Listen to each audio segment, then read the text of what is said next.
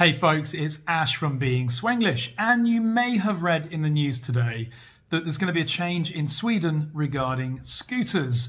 Now, the new laws come into effect from the 1st of September this year, 2022, and they will stop the freedom that we have today in Sweden with scooters. A freedom that really has kind of set a precedent in the whole of Europe in regards to freedom of use of these great little e-scooters. They're littering the streets, they're everywhere in Sweden, and I think there's probably, not exaggerating, about 5 different brands of scooter that you can take here, from Voi to Lime and many, many more. But as the headline reads in many of the newspapers today, playtime is over. What does that mean? Well, basically in this video, I'm going to talk about it. Now, scooters, e-scooters in the UK have been illegal for a long, long time for use on any public roads or pavements, much to the frustration of me when I lived there and everyone else. So when I moved to Sweden, I was so excited by the fact that I could buy an e-scooter and use it anywhere here, on the streets, on the roads, everywhere.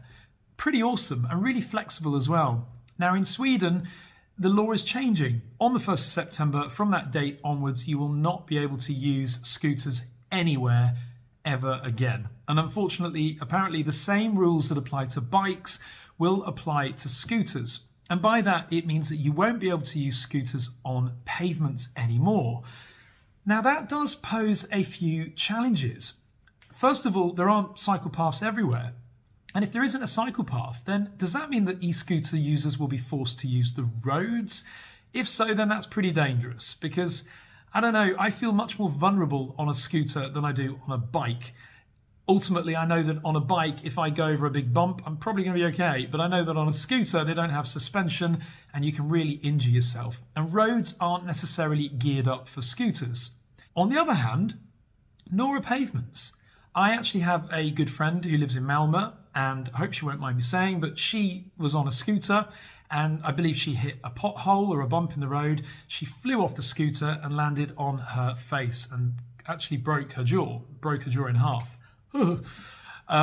So it just demonstrates really that some pavements are not really geared up for scooters, some roads are not geared up for scooters, but you tend to find that cycle paths are normally in pretty good condition because they're designed for bikes and scooters. So maybe it's not a bad thing. But it is a frustration because it means, where there isn't a cycle path or where there isn't a pavement, you might be forced to use the road. And I personally wouldn't feel particularly comfortable using an e-scooter on a road. This is probably due to protesters. It's also, I know, because also people using pavements don't like the idea of a scooter hurtling towards them. And I can kind of understand that. They're very quiet. They don't make any noise. And the elderly, when they're walking along, the last thing they want is some teenager whipping past them on a scooter at close proximity. So I can understand why they're doing this, but it is a frustration. And it does mean that Sweden is clamping down on one of the freedoms that we do enjoy today in regards to the use of these all over the place, everywhere. In fact, I did notice that this year on a scooter, it automatically slowed down as I approached the school.